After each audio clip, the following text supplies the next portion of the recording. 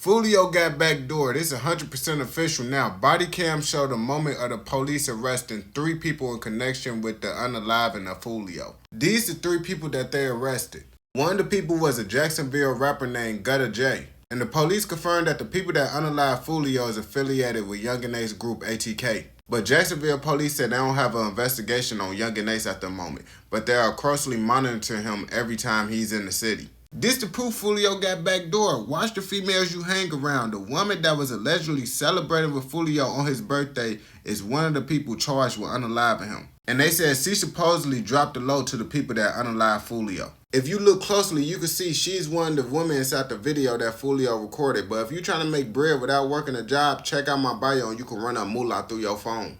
I ain't gonna lie, first I didn't even notice her, but then I ended up reading the comments and the motherfuckers in the comments pointed out where she was at in the video. Them motherfuckers from Empire been tweaking. Actor Brashay Gray has been arrested in Florida for trespassing and his bond is set at $150. I ain't gonna lie, I know he bonded out soon as he got bail. And if he didn't bond out, I know he down bad and he going through it right now. But I don't know what's been going on with them Empire motherfuckers, cause that other motherfucker that was on Empire, Jesse Samant or whatever his name, his ass been tweaking too. But I feel if they knew how to use their resources, they wouldn't be going through all this bullshit right now. But I ain't gonna lie to you, them going through the bullshit is probably why their resources ain't fucking with them for real. But it's like ever since Empire been over with, I only been hearing bad shit when I hear about them Empire motherfuckers. You can't be a grown man doing this. New York police is taking a picture in front of Phantom Lamborghini Urus after impounded it while he was on stream. See, it's one thing to flex in front of a motherfucking car that's not yours, but you impounded this motherfucking car and you flexing in front of this motherfucker.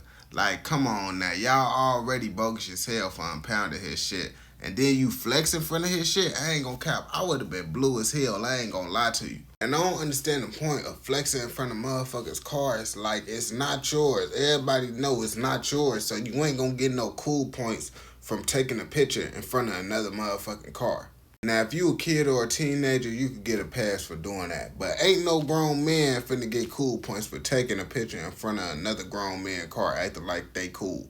This is why everybody shouldn't have kids. A mother who dumped her son in the ditch during a hurricane claims she was off that shit and that's why she did it.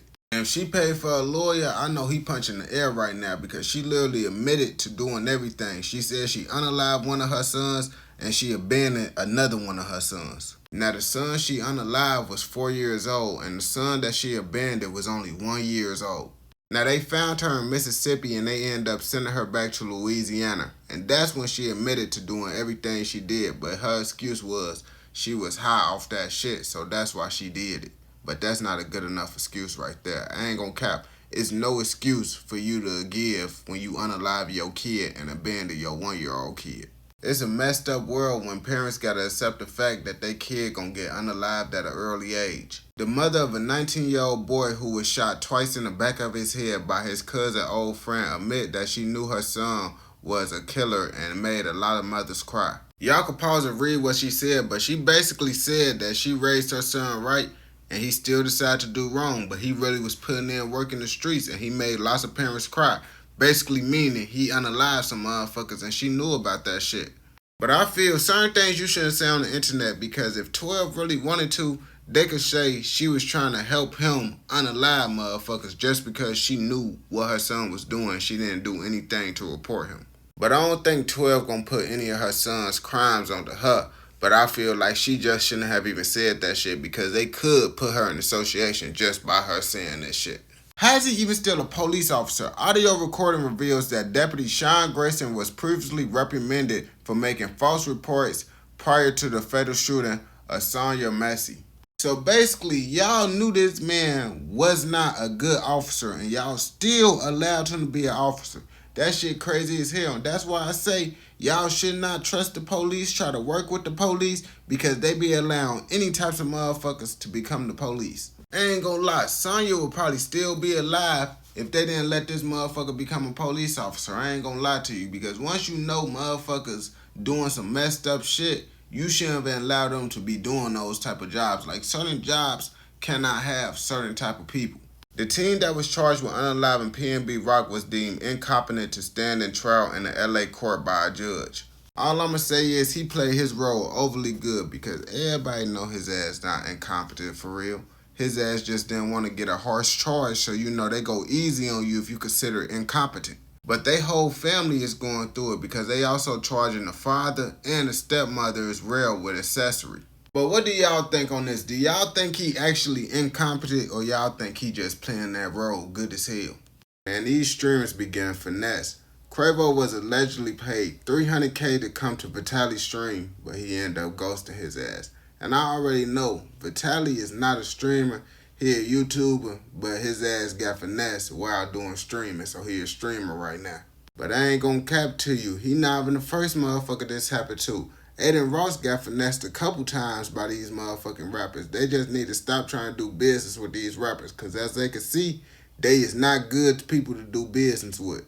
I ain't gonna lie to you, I don't know why they be paying these rappers first. Honestly, if I'm doing shit like that, especially with that much money, they ass gotta actually do the stream first. And once I get the stream, that's when you can get your bread. Until then, you ain't gonna get shit. Raw Younger and Broke as Fuck was inside a terrible car accident. Witnesses said they was trying to avoid the police. They said Broke as Fuck in the hospital fighting for his life with a brain injury. And as y'all can see, that's the car right there. And that's why I be telling motherfuckers, running from 12 is not worth it because one wrong move, you literally lost your whole life.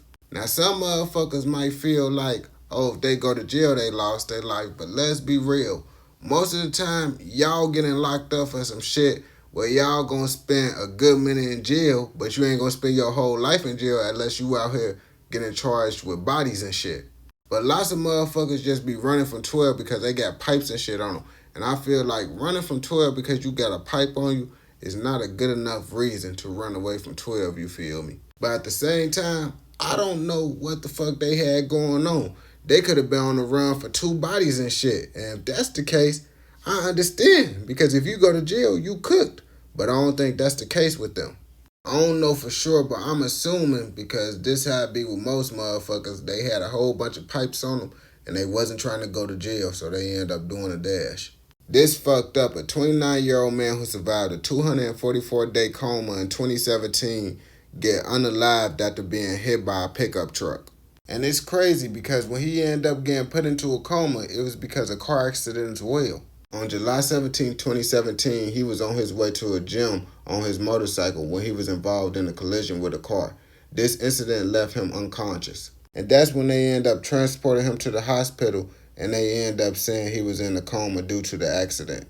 In the motorcycle accident, he ended up getting a brain injury, suffered from a broken shoulder, impaired lungs, and various other injuries. He ended up surviving all that just for in July 26, 2024, he ended up getting struck by a pickup truck, which resulted in him being unalive.